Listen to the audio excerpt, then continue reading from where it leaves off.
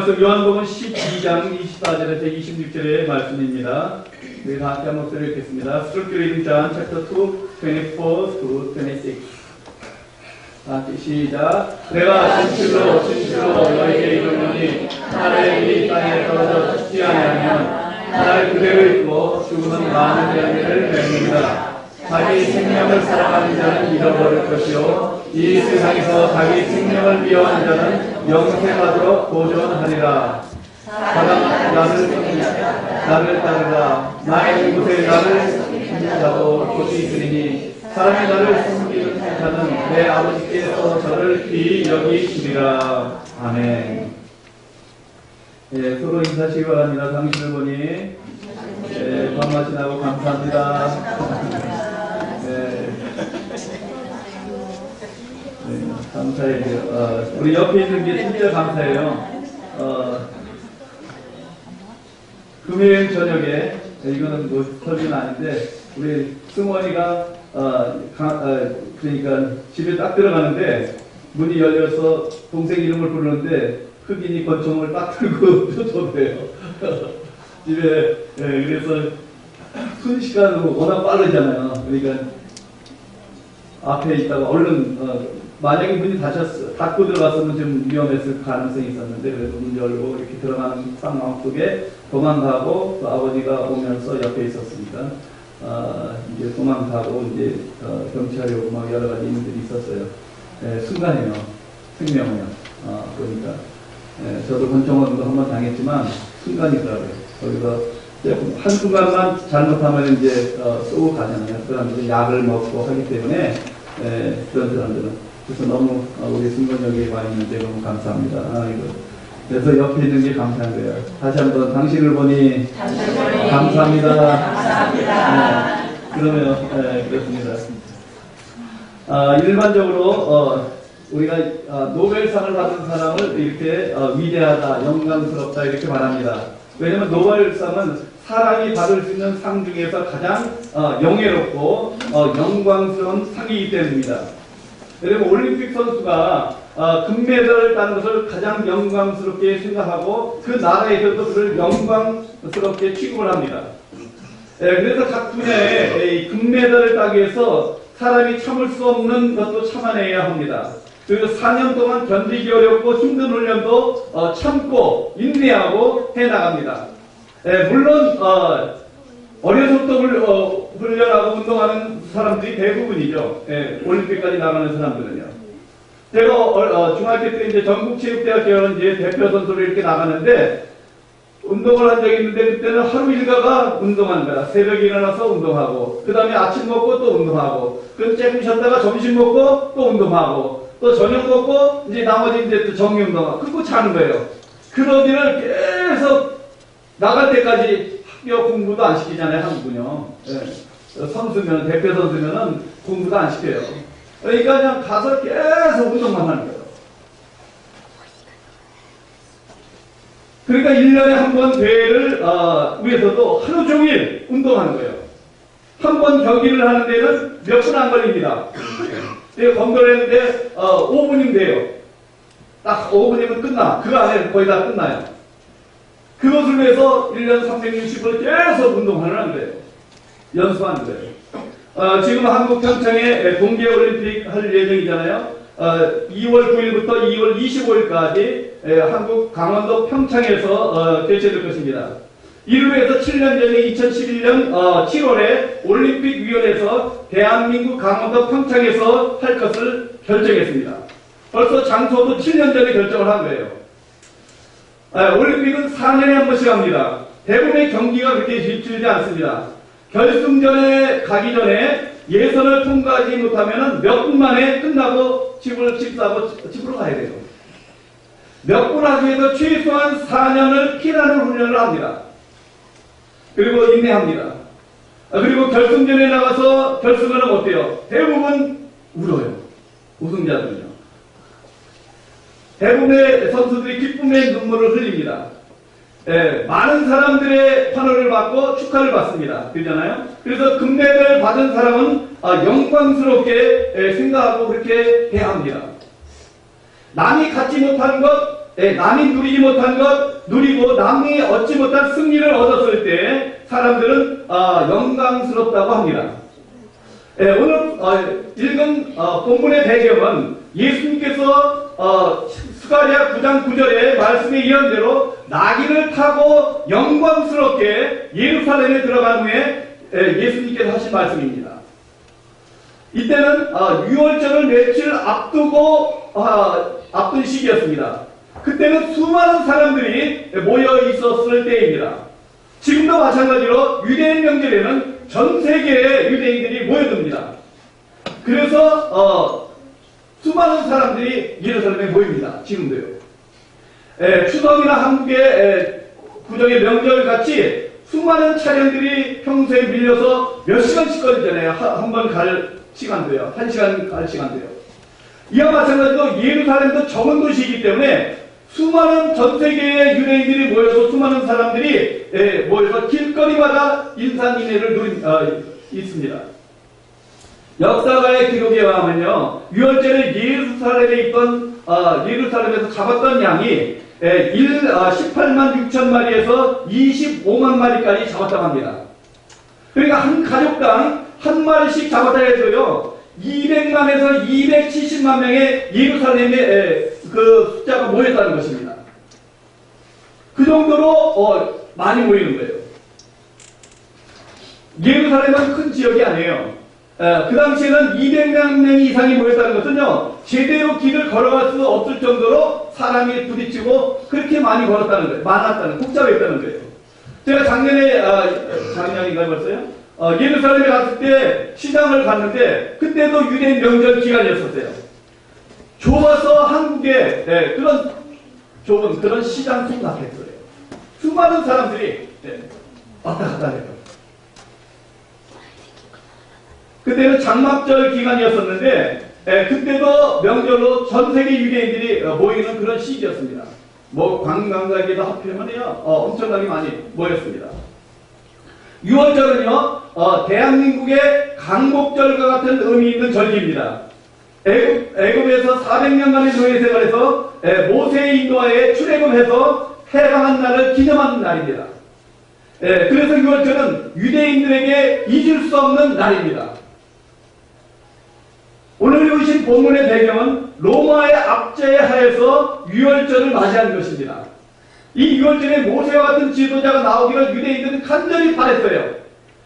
모세가 유월절을 통해서 이스라엘을 해방한 것처럼 자신들을 해방시킬, 로마의 압제로부터 해방시킬 그 메시아를 기다리고 있었습니다. 그런데 그 예수님께서 구약의 스가랴 선지자 예언하신 대로 그 메시아의 모습으로 예수님께서 등장하신 거예요. 그래서 이때 200만 명이 넘는 사람들이 호산나 천소마리로다 다윗의 자손으로 오시는 이여 하면서 그를 환영했습니다. 예수님을 환영했어요. 이스라엘 백성은 예수님을 로마의 앞에서 해방시켜 주실 메시아로 그들은 알았습니다. 생각했어요. 그래서 그들에게는 기대감이 찼습니다. 바리새인도 이렇게 말합니다. 온 세상이 저를 쫓는다다. 유대인의 모든 이스라엘 백성들이 그를 쫓는다고 말하고 있었습니다. 그러면서 놀라면서 이렇게 말했습니다. 그러면서 예수님께서 인자의 영광을 얻을 때가 왔도다. 예수님께서 말씀합니다. 그리고 이스라엘 백성들은 예수님께서도 영광을 받으시고 능력으로 그 로마 군병을 몰아낼 것으로 생각했습니다. 그러나 이스라엘 백성들의 기대와 달리는 전혀 이해가 되지 않는 말씀을 하시는 거예요. 그것이 오늘 본문 말씀입니다. 내가 진실로 너에게 이르노니 하나님 일이 땅에 떨어져 죽지 아니하면 하늘 그대로 있고 말씀합니다. 우리 한번 다시 읽어보겠습니다. 내가 진실로 너에게 이르노니 하나님 일이 땅에 떨어져 죽지 아니하면 하늘 그대로 있고 죽으면 많은 열매를 맺느니라. 자기 생명을 살아가는 자는 잃어버릴 것이고 이 세상에서 자기 생명을 이상하도록 보존하리라. 그렇습니다. 영광을 말씀하시고 바로 뭐예요? 죽음을 말씀합니다. 죽음을 말씀하시죠. 영광을 말씀하시고 십자가의 죽음을 말씀하는 것입니다. 하나님 미리 죽는 것은 그것이 영광이라는 거예요. 예수님에게는. 자신을 예표하는 그 하나님 미리 죽어야 하나님께서 영광을 받으신다는 것입니다. 세상의 영광과 하나님의 영광은 분명히 다릅니다. 세상의 영광 모든 사람이 인정하고 높여주고 자신이 나타나는 것입니다. 하늘의 영광, 예수님의 영광, 성도의 영광은 죽음을 통해서 이루어지는 것을 우리는 알아야 합니다. 죽음의 희생이 있고 충성이 있어 하나님의 밀이 땅에 떨어져 죽는 것을 통해서 하나님의 영광이 이루어지는 것입니다. 크리스찬의 죽음을 통해서, 저와 여러분의 죽음을 통해서 하나님의 나라가 확장될 때 하나님은 영광 받으신다는 것입니다. 요한은 계시록에는 마지막 시대에 예수님을 믿으면 핍박하는 시대가 온다고 말씀합니다. 핍박 올 때 교회에 어떤 사람들이, 여러분, 어떤 사람들이 가장 먼저 교회에 안 나올까요?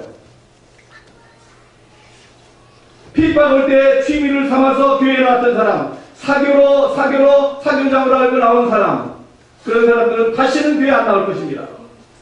교회를 한 단체로 친교하고 또 칭찬받고 복을 받기 위해 나왔던 사람, 핍박받으면 떠날 것입니다.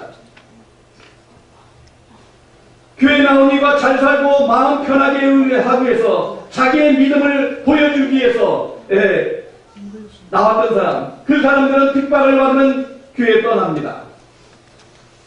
예수님을 더 이상 믿지 않을 것입니다. 예수님을 환영했던 그 무리들과 같이 다 예수님을 떠날 것입니다. 교회에 남는 사람은 그럼 어떤 사람일까요? 분명합니다. 예수님과 함께 십자가를 지고 갈 사람입니다. 하나님의 밀이 되어 죽기로 작정한 사람입니다. 십자가에서 자신을 못 박아 자아가 죽은 사람들이 교회에 남을 것입니다. 자아가 죽습니다. 갈라디아서 2장 20절의 말씀이 고백되는 말씀. 날마다 그래서 내가 그리스도와 함께 십자가를 못 박으니 그런즉 이제 내가 사는 것이 아니요 내가 사는 것은 이제 내가 육체 가운데 사는 것은 나를 사랑하사 자기 몸을 버리신 하나님의 아들을 믿는 믿음 안에서 사는 것이다. 아니, 크루시파이드 플러스 하나님과 함께 크루시파이드 된 사람.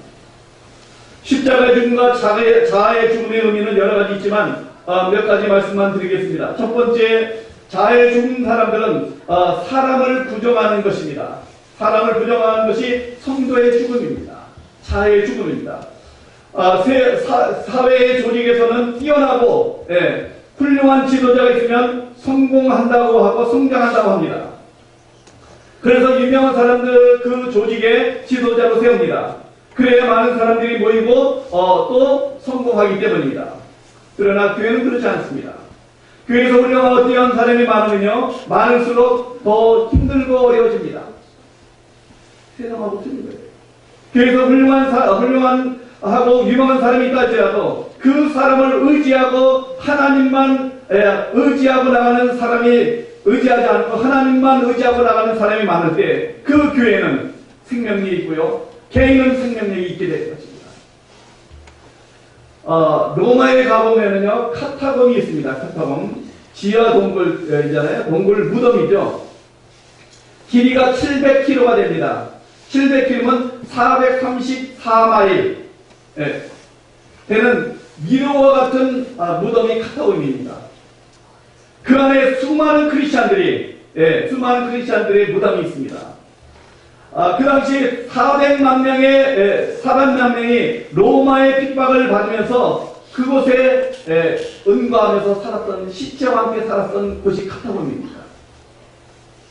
그런데 그 교회가 가장 능력이 있고 생명력이 넘치는 교회입니다. 교회 역사상.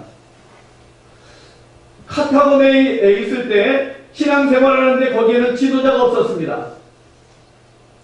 지도자가 아는 사람도 없었고요.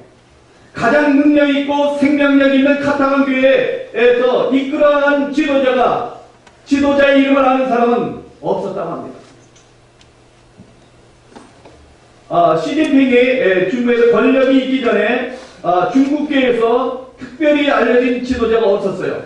그 당시에 중국에서도 1억이 넘는 기독교인들이 있는데 목사에서는 정말 적었습니다. 공식적으로 인정한 목사는 몇 명 안 됐습니다. 그런데 그 교회는 가장 생명력 있게 성장을 했어요. 지금은 1억이 훨씬 넘죠. 물론 이제 크리스찬을 핍박하고 외국인들이 가서 말씀을 증거하면 잡히면 최소한 3만 불 벌금을 내고 나와야 돼요. 지금요. 더 힘들어졌어요. 복음 증거하는 거는. 중국 신양이라는 도시에도 4,000명이 넘는 교회가 있는데요. 그 교회를 인도에 나가는 목사의 이름을 아는 성도들이 없어요. 공식적으로 정부에서 허가한 교회인데도 그렇습니다. 중국 지하교회는 더 말할 것도 없고요. 북한은 더 말할 것도 없고요. 북한은 예수 믿는 거나 성경을 갖고서 무조건 감옥에 가고 처형당합니다. 거의. 그런데 지도자가 있을 수가 없어요. 그럼에도 불구하고 지하에 예수 믿는 사람들이 많다. 점점 많아진다. 가장 심한 공산주의 나라는 북한에서도요, 지도자가 알려지면은요, 안 되기도 하지만, 알 필요도 없어요. 그들은 알려고 하지도 않아요. 오직 성경과 주님 앞에 기도하는 일밖에 없는 거예요. 마음대로 찬양을 못 부릅니다. 그곳에는요. 그런 철저한 공산당의 지배하에 있음에도 불구하고, 예수 믿는 사람들이 점점 많아진다는 사실이에요. 놀라요. 깜짝 놀라요. 사람이 없어지고 예수 우리가 높아질 때 하나님의 영광이 나타나게 되는 것입니다. 고린도교회의 가장 큰 문제는 뭡니까? 분쟁이에요. 분쟁. 나뉘는 것. 성도와 성도끼리 나뉘는 거예요. 그 원인이 무엇입니까?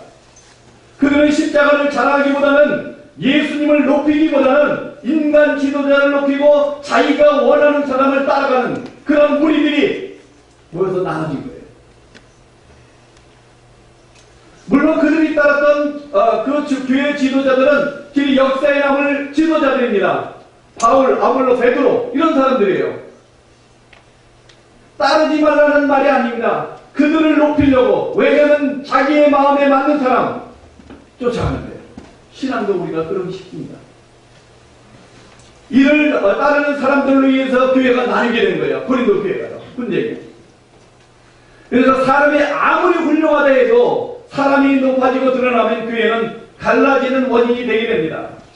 온전하게 예수 그리스도만 높이고 십자가만 자랑할 때 개인도 교회도 생명력이 있게 되는 것입니다.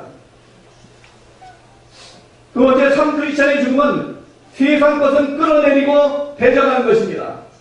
어떤 사물이나 사람이 예수님보다 높아지는 것이 있으면 끌어내리는 것이 기독교입니다. 이것이 십자가에 죽은 참 크리스찬의 삶의 자세와 우리의 태도가 되어야 합니다. 고린도후서 10장 5절 6절에 보면 우리 한번 읽어보겠습니다. 모든 이론을 파하며 하나님 아는 것을 대적하여 높아진 것을 파하고 모든 생각을 사로잡아 그에게 복종케 너희의 온전히 될 때 모든 복종치 않는 것들을 벌하려고 예의 중에 있느니라. 타이틀을 잘못해서 그리스도인데 인간의 높아진 것을 다 파괴해 버려야 된다는 거예요. 인간의 높아진 것, 인간의 높아진 생각과 상상까지 사상까지 사로잡아서 그리스도 앞에 무릎을 꿇게 한다는 것입니다. 그것이 저와 여러분이 생각하고 살아가야 할 삶의 태도입니다. 이것이 크리스찬이 십자가에서 죽어서 자기를 부인하고 자기가 십자가에서 죽은 자의 삶을 살아가는 삶의 방식이 되어야 한다는 것입니다. 즉 하나님의 일이 되어서 살아가는 것입니다. 하나님의 일이 되어서 살아간다는 것은 사람의 모든 자랑은 물리치고 오직 하나님께 영광을 돌리는 삶이 되어야 한다는 것입니다.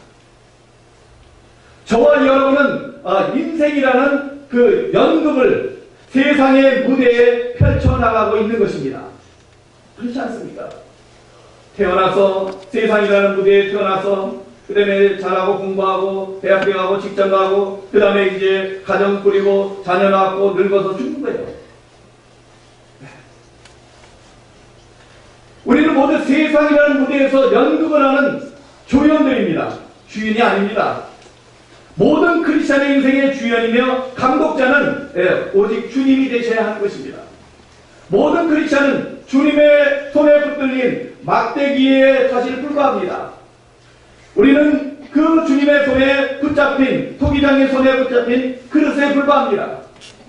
거기에 무슨 생명이 있습니까? 없어요. 막대기가 주인에게 자기를 주장할 수 있습니까? 그릇이 토기장이신 주인에게 이렇게 만들어달라고 요구할 수 있습니까? 그릇이 토기장에게 이 모양으로 저 모양으로 만들어달라고 할 수 없습니다. 토기장이가 그 돌이나 금속 재료를 선택해서 만드는 대로 만들어져 가야 합니다. 근데 우리는 안 만들어져서 애쓰는 거예요. 우리는. 하나님 이 모양 저 모양으로 우리를 만들어 가려고 하는데, 그래서 마음에 갈등도 있고 문제도 있고 일도 있고 사건도 있고 막 있는 거예요. 하나님께서 그런 것들을 우리 삶 가운데 배열해 놓고 이 부분은 하나님이 원하는 부분으로 만들어 가고 싶은데 안 만들어져 가는 거예요. 그래서 우리는 주님 만날 때까지 만들어져 가는 그릇과 같은 거예요. 주인이 크게 만들면 크게 만들어집니다. 주인이 작게 만들면 작게 만들어집니다. 주인이 귀한 그릇을 만들면 귀한 그릇이 됩니다. 주인이 질그릇을 만들면 질그릇이 됩니다. 주인이 금을 재료로 삼아서 큰 그릇을 만들면 큰 그릇이 됩니다. 주인이 돌을 재료로 삼아서 그릇을 만들면 큰 돌그릇이 됩니다. 저와 여러분은 주님께서 만드신 대로 만들어져 가야 합니다. 그러므로 크게 만들었다고 자랑할 것도 없고요. 주인이 귀하고 아름답게 만들었다고 교만할 것도 없고요. 자꾸 천하게 만들었다고 좌절하고 절망하고 난망할 필요가 없습니다. 어떤 그릇이든지 쓰임받고 있다는 사실에 저와 여러분 감사해야 돼요. 여러분이 각자의 삶의 처지 환경 속에서 쓰임받고 있다는 사실에 여러분 감사해야 돼요. 아무리 좋은 그릇이라도 쓰지 않고 잘못 쓰여지면은 그건 쓸모없고 추한 그릇이 됩니다. 아무리 큰 그릇이라도 거기에 똥을 담으면 똥그릇이 되는 거예요. 내가 무엇을 담고 있느냐 굉장히 중요한 거예요. 주님의 손에 잡힌 막대기와 그릇이 주장하거나 내세울 것이 하나도 없습니다. 주님의 손에 있는 막대기와 그릇이 원망, 불평, 불만을 가지고 있다는 것은 사실 말도 안 되는 것입니다. 근데 우리는 얼마나 많이 원망, 불평 합니까? 아내 때문에, 남편 때문에, 자녀 때문에, 이웃 때문에 우리는 얼마나 원망, 불평 많이 합니까? 주님의 손에 잡힌 막대기와 그릇은 주님이 원하는 대로 만들어져 가야 하는 것입니다. 주님이 만드신 대로 살아가면 그거보다 행복한 건 없는 거예요. 그릇이나 막대기 같은 우리는 그 상태에서 내가 주님이 원하는 뜻이 무엇인지가 알고 최선을 다해 살아갑니다. 그밖에 없는 거예요, 우리에게. 이것이 주님께 영광 돌리는 삶입니다. 내가 모든 큰 일을 하고 전도를 하고 선교를 하고 주의 일을 해서 큰 일을 했다고 영광 돌리는 것이 아닙니다. 여러분이 각자 맡은 삶의 직분 가운데 그 직분을 잘 맡아서 충성하는 것이 하나님께 영광 돌리는 거예요. 학생은 공부하는 것이고 가정주부는 가정에서 일하는 것이고 직장 사업하는 사람은 그거에 최선을 다하고 살아가는 것이에요.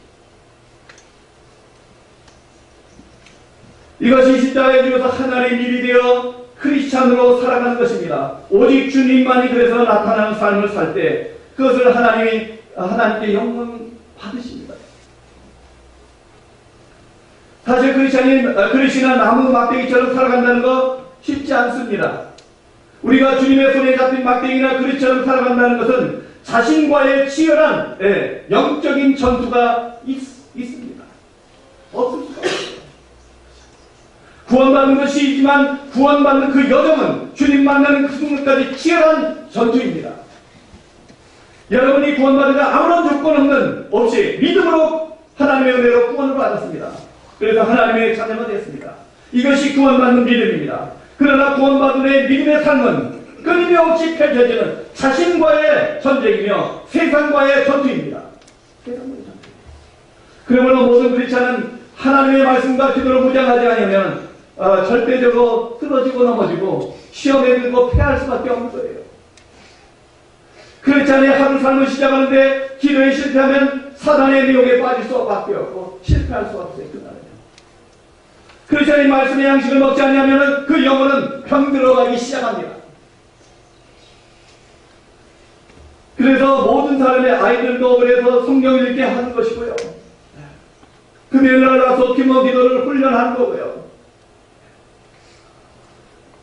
사랑하는 여러분, 말씀을 마칩니다. 하나님의 일이 되어 사람을 부정하고 오직 주님께 영광을 돌리는 삶이 되어야 합니다. 그러기 위해서 날마다 사람의 모든 것을 부정하고 세상 것과 자신의 모든 생각과 이론은 경험은 예수 그리스도 앞에 복종시켜야 합니다. 즉 자신은 십자가에 못 박고 세상을 끌어내리고 오직 예수 그리스도만이 높여지는 그러한 삶이 되어야 한다는 것입니다. 진실로 우리가 하나님의 일이 되어 하나님의 말씀과 기도로 무장하고 살아가야 합니다. 그리고 사람과 세상이 아니라 주님만이 알려지고 높여지기를 원하는 마음이 되어야 합니다. 그리고 그런 삶의 자세와 태도가 되어서 오직 하나님께 영광 돌리는 그러한 삶이 저와 여러분의 삶의 여정 가운데 끊임없이 있기를 간절히 바랍니다. 우리 이 시간 다 함께 기도하겠습니다.